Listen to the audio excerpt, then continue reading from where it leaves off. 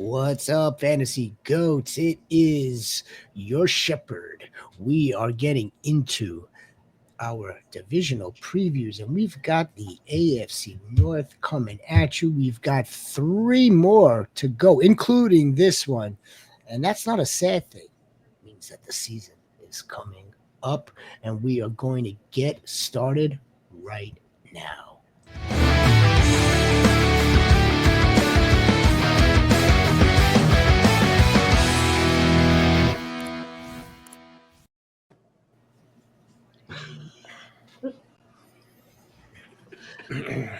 I always wanted to. Part of the intro. Hard not to, man.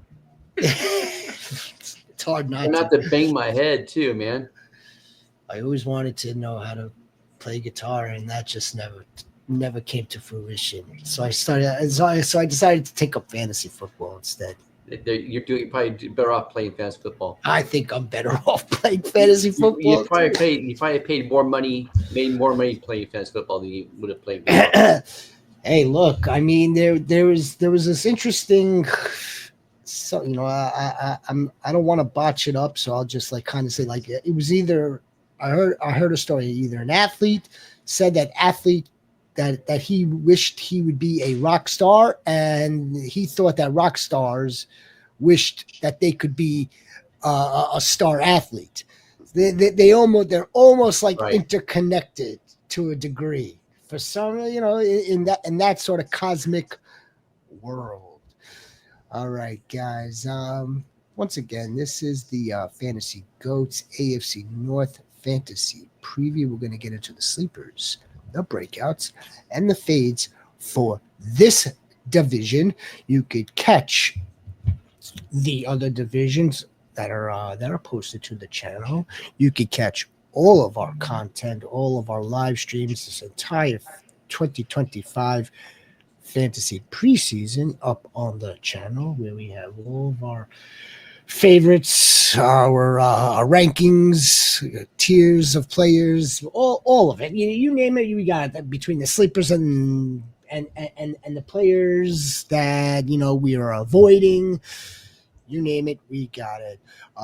Just one small issue.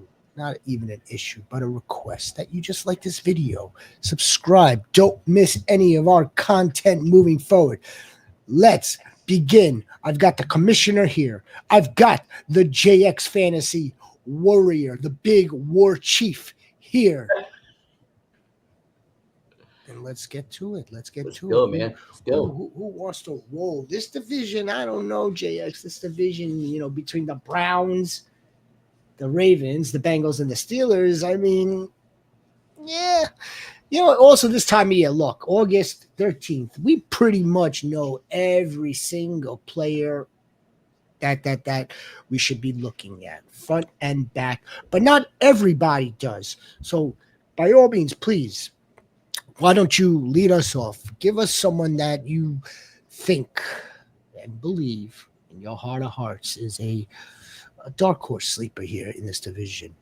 If you want to give us dark two, horse sleeper. Give us two. Yeah, absolutely. You kind of said it right. When you have two of the top four quarterbacks in the NFL in one division, you kind of know who's going to get thrown the ball, right? So I kind of want to stick there with one of Lamar Jackson's wide receivers, Rashod Batemen. I think with more consistency, Rashod Batemen can take a little leap here. Last season, he had 6 top 24 finishes. And he's just coming off of a contract that he just signed to extend with the Ravens. So, for as long as Lamar's there, he probably wants Rashod Bateman there as well. With less throws going to, Mark Andrews and of course Zay Flowers being the one. I see a lot of those targets going to, Bateman, because also likely hurt right now. So, I can see Rashod Bateman really stepping up for the Ravens this season. And you saw it last year a little bit too, because I think he outproduced Zay Flowers with touchdowns. Yes. Yep. He had career highs and everything last year. Yards, catches, touchdowns. Another thing was he stayed healthy. So, yeah, like I said, that definitely helped him up. But like I said, he had 6 top 24 finishes. 2 of those finishes being number 1 and number 2, respectively, those weeks.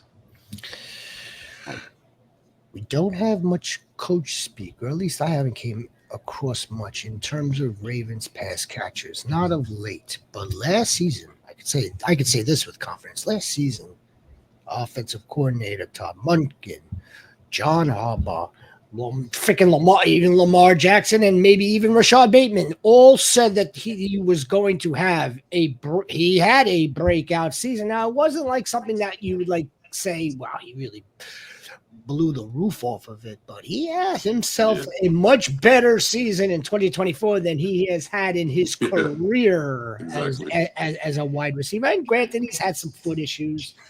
Nevertheless, I think Rashod Bateman has got a, dare I say, and we'll address this player a little bit further on down the show. But I think Rashod Bateman is more of the wide receiver one in this offense than his counterpart Zay Flowers. Or at least it could really turn into that, as opposed to just like that alternative vertical wide receiver that he was last season. I think Rashod Bateman really. I think he's poised to maybe take even another leap, and he's not being drafted very high, folks. No. Rhino, I think the market is kind of considering his season last year is maybe fluky, but I don't know if it's that though. It's just though he's still not being drafted high enough where we're all convinced that he should be like the primary pass catcher in this offense. But there's other. He's like quietly good. I mean, everybody thinks that Zay Flowers is wide receiver one, but just like you said, maybe he actually is. The word quietly is interesting because I'm going to use that again when we get to fades. Quietly. I like that. Yeah, no, it's just one of these. It's the offense. It's the offense in general. Let's get another sleeper though, because right. I have a feeling we're getting back to the Ravens. Let's get another. Yes, I'm staying the Ravens because this kid just made my eyes go like the cartoon, woo, like that. Yeah, last week. Okay. Keaton Mitchell, you're taking mine. Okay, go on. Jeez, he just exploded. He looked every bit as he did his rookie year before he tore his ACL. There's no reason why he can't have 600 to 700 yards. No reason why. He's a home run hitter too. Plus he can catch the ball too. So he might end up being the running back 2 and Justice Hill be running back 3 on that team now, because there's no way they can play Justice Hill before him because he's too dynamic. He is dynamic. That's without question. He averaged close to 9 yards per carry per attempt in 2023. Not a lot of work, not a lot of action. But then, yes, he did get injured. He did make it back last season, if you remember. He came on late in the season just to get some work in. Nice comeback from a year prior, and now he's entering. And we saw it in the preseason game. He's entering. He's going to have a role. Now, yeah, I think the question still remains because, again, this offense, this fickle offense that is just super efficient, that fires on all cylinders. JX, could Keaton Mitchell wind up leapfrogging Justice Hill, or Justice Hill's still going to be that guy that they'll rely on if the big knock on wood, if the king goes down, because that's what this whole thing is really predicated on. Of course, but Keaton Mitchell is so explosive, man. I mean, did anybody last week performance say like his? You don't belong here. Like, you don't belong in preseason football. Like, you don't belong with the 2s, 3s, and 4s. Like, no one really said that to me aside from him. I mean, with that being said, I don't know how he doesn't have a role in this team in some fashion. He's too explosive of a player for him to be the third running back. And, him just waiting to get an opportunity to play on the field. They could be right there at the end of the red zone, or 25, 30-yard line. Yeah. They can house it into the end zone. Look, again, he's got some good talent, and he's got that explosive ability, as Rhino pointed out. Yeah, I mean, as of today or as of week 1 moving forward, I mean, like, I don't think he'll have enough of a role or enough snaps in a game consistently to be fantasy relevant. I do think it would take a missed time. And if that missed time does occur, which is not going to be good for fantasy managers, unless, of course, you are the Derrick Henry owner and you go and grab this dude late and handcuff this absolute beast of a running back who's managed to stay healthy, and we don't have any reason to suspect otherwise. However, again, things happen. This is football. But until that happens, I'm not sure if he'll have enough. I do think that he will get work, Rhino. I do think he will, continue to wow us, JX. But unless, again, that, and then we're talking about something different. Rhino, I could see one of these upcoming Tuesdays. Again, knock on wood. What is should I add him? Should I add him? Should I add him? Should I add him? Or how much fab should I blow now that Derrick Henry's going to miss some time with a high ankle sprain? I mean, like, could you imagine? So you might as well, if you are taking Derrick Henry, I could see this dude at the very least splitting the work with Justice Hill. And if you're drafting in the best ball tournament kind of style or best ball team or dynasty, he's definitely something that you're going to draft, especially dynasty. Well, dynasty, I added him in dynasty already. He was on waivers. After that game, I was like, "What are you doing here?" But what are you doing here? Come home to Shepherd. What are you doing here? I've got enough backs, and that's not it. That's not it at all. Dynasty for sure, best ball for sure. The reason I'm convinced that Keaton Mitchell would still work in some sort of timeshare if Derrick Henry were to go down is because isn't that how he got his role to begin with, right? Wasn't it J.K. Dobbins that went down, and then they were platooning between Justice Hill and Gus Edwards, right? I think it was. Yeah, but there's another running back too that they were platooning with. Yes, and they gave Keaton Mitchell, undrafted free agent, is making the most of it. Mm-hmm. That is absolutely correct, and he looks great. Let's move to unless there's another sleeper, gentlemen. Do we have another sleeper in this division? I mean, any Bengal sleepers? No, not sleepers. No, not sleepers. No. Browns. I mean. Yeah, I was gonna wait a little bit longer. It was kind of a 1 and 2 thing, but I mean, give it to us. Yeah, I mean, I'm really high on Cedric Tillman. In the result of that, but like Cedric Tillman, I'm really high on. Cedric the Entertainer. Okay, let me ask you this question: are you higher with a certain quarterback or any quarterback? Like, does he need to have Joe Flacco? Or what if Shadori gets onto the field in week 4, week 5? As long as Kenny Pickett's not out there, or Dylan Gabriel too. Yeah, all right. That's what I wanted to know. Yeah, if it's Flacco or Sanders, I agree with you 100%. Cedric. Anybody else now? Cedric the Entertainer certainly made the most of his routes when it came to Jameis Winston as well.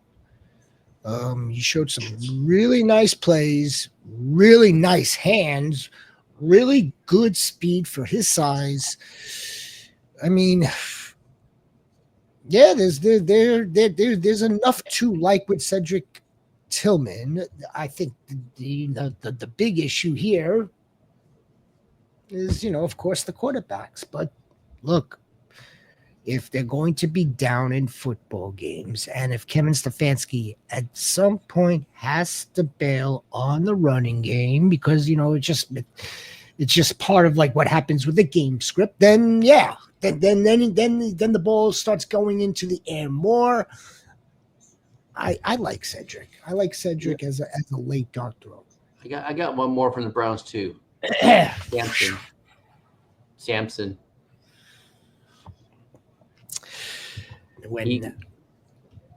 he's going to be. I think he's going to end up being RB1 if Junkins doesn't play. Oh, I scared him when I said that. If Junkins doesn't play, I think Sampson, Dylan Sampson will be RB1, because he can. He's an efficient runner. He's a good pass catcher. I think maybe he might be he might need to work on his pass pro, but he's good. He's somebody that could come on as a sleeper. Yeah, okay. Like the cat is out of the bag. Yeah, the cat's out of the bag. This is the next man. This is the classic next man up based on the circumstances. And when opportunity knocks, like it's knocking right now on the Dylan Sampson door, yeah, you definitely have the opportunity in front of you to make the most out of this, and not just the role that he was being drafted to do, which was not the early down running back like that they drafted Quinshon Judkins to do. And maybe he comes back to that. Maybe he does not come back to that. But for now, if Jerome freaking Ford so good, they wouldn't have drafted 2 running backs, Rhino. So while I remain a little skeptic, because again, they didn't draft the dude to be the early down guy. They drafted him to be that change of pace, that third down pass catching running back that Jerome Ford kind of excels at. Now Jerome Ford is now being thrusted into a role that he has been in, but hasn't really done well in.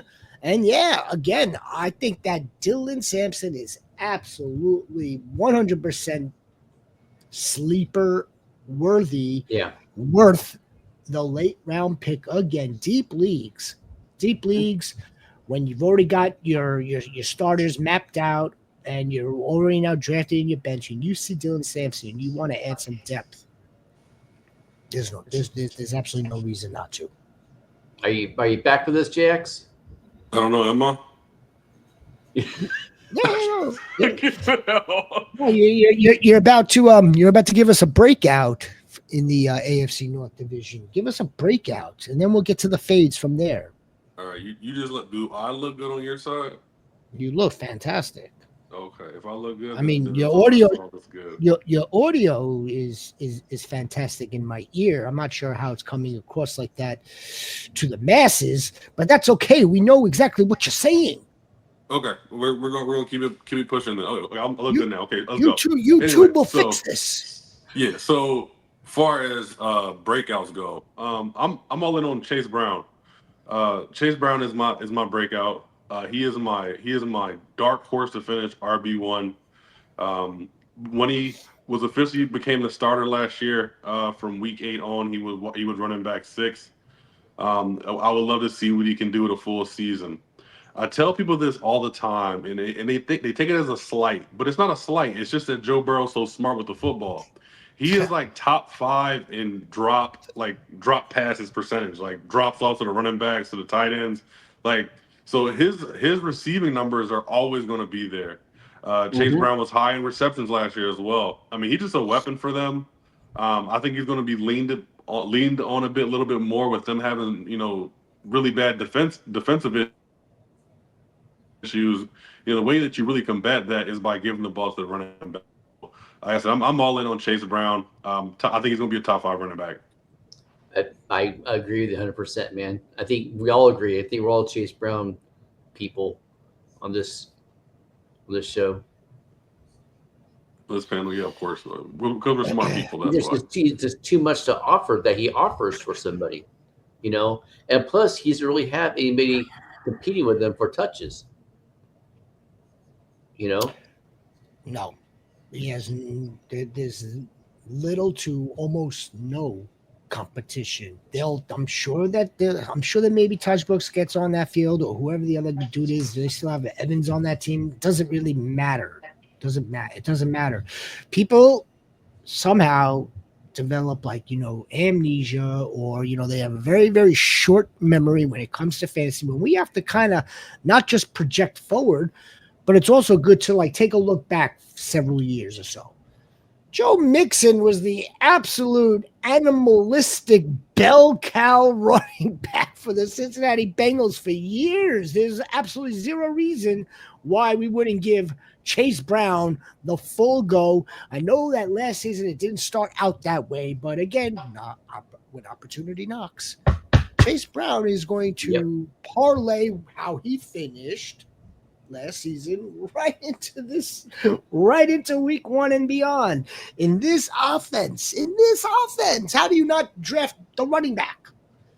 So if there's to JX's point, and to the point of him nominating Chase Brown, I don't even want to take a look at what those numbers would be like if we just pace the entire 2024 season out to 2025. He's like in a top 5, top 6 running back. It's funny because you said, because now I'm picturing. Okay, so hear me out when I say this. Picture Kyren Williams' season, just rushing last season, but with an explosive back.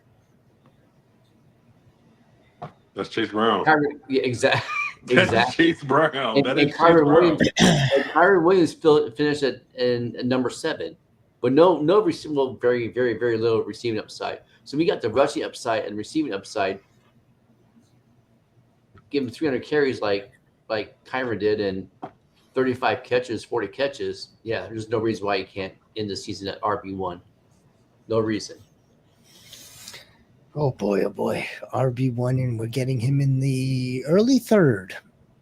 And depending on how you're building your teams, boys and girls and goats, if you're gonna take if you're gonna grab Bijan first, and then you want to grab a wide receiver in the 2nd round, you're gonna come back around, you're gonna get Chase Brown, and you're sitting there saying to yourself, how am I not gonna win this league? How are you gonna lose? You're not, especially when you tune in here daily.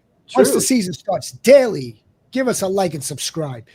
I got a running back, and we all know what his name is, and he is going to break out this year. And I don't care who his offensive coordinator is. I don't care that he plays on that team, because I'm betting on the talent in Kaleb Johnson. If I make Ryan No laugh at least one time, this was a successful stream.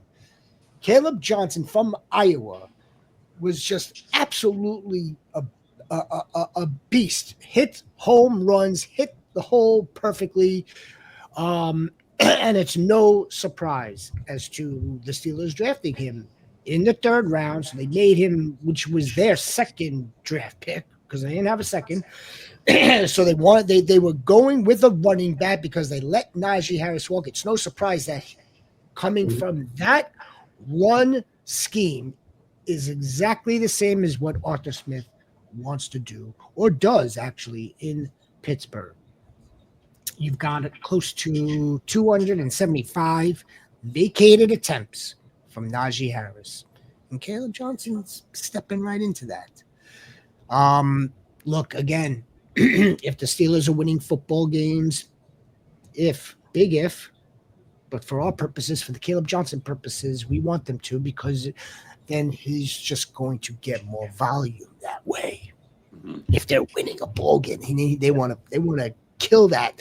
And then on the flip side to that, if big question mark still, if quote unquote the old man can stay upright, they should be in the red zone more. They should be on the goal line more. Kaleb Johnson is one of these backs that you're going to draft in the 6th, and actually he's now starting to slide right now. Yeah. He's starting to slide, JX, because of that one preseason game. Because he's trying to do his best Le'Veon Bell impersonation. Well, Le'Veon Bell did pretty well trying to set up blocks. Yeah. So people's overreactions. This would be considered. Well, you know what? Let me ask you this question. Play the devil's advocate for me. What would he need to finish for it to not be considered a breakout season? And what kind of year does that look like? like 700 yards rushing, 1,000 yards rushing, between 7 and 1,000 yards rushing. Well, I mean, if he doesn't get 1,000, yeah. So 700 would be bad. I think, well, it's not bad, but yeah, it's not good for fantasy. I think at the bare minimum, the low bar is 1,000 yards rushing. That's the bar he has to clear. And if he's going to add, I don't know, let's say he adds 200 and change in the air. Let's say as the season progresses, Jalen Warren starts losing more and more work, and he gets those catches. Let's say he masters or begins to master pass protection. He's going to be on the field more. Mm-hmm. And then the volume and everything is just going to go up from there. It's Kaleb Johnson season, folks. Kaleb Johnson season. Do we have any other breakouts? We have the Cincinnati. I got one. T. Higgins. Okay. T. Higgins. There's no reason why that both wide receivers, so Joe Burrow can support both of them being over like 1,200 yards receiving and double digits in touchdowns. Now, when you say T. Higgins and breaking out, I'm assuming you're talking about like we're starting to think Jamar Chase is going to slide a teeny tiny bit, like maybe more than that. I mean, Mike Clay had a spot today where he said it wouldn't surprise him if Jamar Chase was in the top 20 just because of the way that seasons go when you're wide receiver one and when you come back the next season. I see T. Higgins finishing in front of Jamar Chase, and it wouldn't just absolutely just surprise the hell out of me. It wouldn't surprise me if he finished on or about or even ahead. It wouldn't surprise me. The only freaking thing, and we all know what that is he going to play 17 games? I'd like to cross my fingers and say yes, he is going to play 17 games now that he's paid JX, now that he has his check. Yeah. now it's like, okay, now I'm going to go play football. The knee doesn't hurt that bad anymore. No, I don't have that. I could run up that hill anytime now. And I think this would also be considered this would be like a second breakout. If T. Higgins breaks out, it's going to be some sort of like explosion to where he's like putting up Chase numbers or Jefferson numbers, or he's putting up even the Amon-Ra. He's already putting up the Amon-Ra St. Brown numbers. Yeah, if this offense is going to click the way it did last season, yeah. I mean, why the hell not? T. Higgins, another breakout. Who are we fading? Yo, I'm fading Jerry Judy. I just don't like all of the things that needed to happen for him to be a relevant wide receiver. Wide receiver 15 last year, but it took for his starting quarterback to get hurt. It took for his wide receiver core to get hurt. It took for his tight end to get hurt. And then finally, he became Jameis's guy late down the stretch. He wasn't always the guy. It was Cedric Tillman. It was David Njoku. It was some other guys. Like, he wasn't always the focal point. Like I said, it just too many factors had to come into place for him to be their number one guy. I 100% agree with you. He peaked. Reminds me of another wide receiver. He's peaked. Now Jerry's younger than Sutton.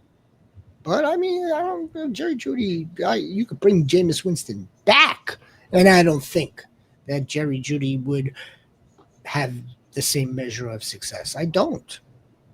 Again, with injured history, that doesn't, again, maybe he's out of that, maybe he's not. But, yeah, for all those reasons, JX, I'm not in on Jerry. I've never been on Jerry Judy. I liked what Jerry Judy did last year. I'm not sold on Jerry Judy. Give us another fade. I've got one, but Rhino, I want you to go if you have one. Zay Flowers. That's perfect use of our time. Give it to me. Zay, he's too up and down. We don't know if he's gonna get 2 targets for 4 yards or 5 targets for 125 yards. We don't know. We know that he doesn't get the touchdowns. He had, what, 4 touchdowns last year? Yeah, that's a And problem. the same thing is, and damn it, it was the same thing the year before too.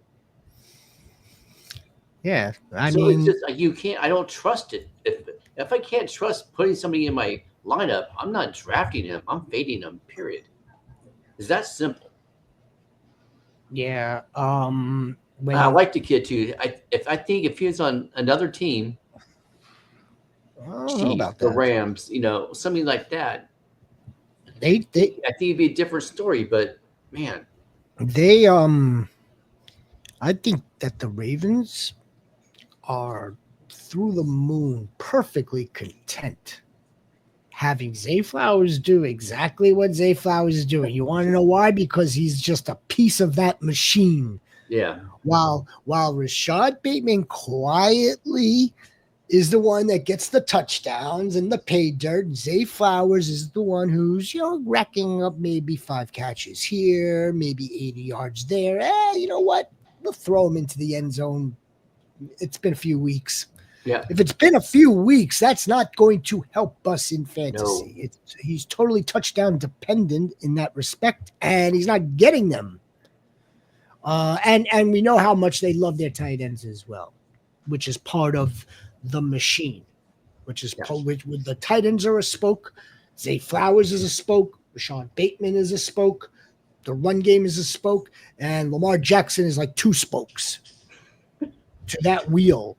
yeah. To that wheel that goes to divisional and conference championships. And I made a remark the other day regarding Zay Flowers and how he was being interviewed, and I was like, God, he looks like a baby. I thought about it afterwards. It's not, yes, okay, fine. He may look young, but it's not just his face. That part is okay. He can look like a baby. It's the body as well. I welcome you to do this. Go back on. You could search it on YouTube. Go look at Jamar Chase in 2021 versus Jamar Chase now. Go look at Garrett Wilson. 2022 to now, you actually see their bodies developing. I don't see Marvin that Harrison from last year to this year worked out in the offseason to accelerate that. Exactly. Zay Flowers looks like the same. I again, this is just pure eyes and very speculative, but I think it's important. That's why he's not a very solid fantasy asset for us, and I would be fading him as well. All right, goats. I hope that you've taken any bit of this information with you, fantasy wise, football wise. They are connected. One hand washes the other. We will be back. Make sure that you are checking out all the content's up on the channel. We'll be live. If you're seeing this tomorrow, we'll be live tomorrow as well. How do you like that? How you like them apples? We'll be live again on Friday. Don't miss anything. Please give us a like and subscribe. To you gentlemen, the stewards of the show, have anything to say before we take off? Be a difference, make a difference. Just be good humans. Go Chase Brown. Running back 1. Chase Brown. That ADP hasn't even moved. It's a gift. See you later, goats.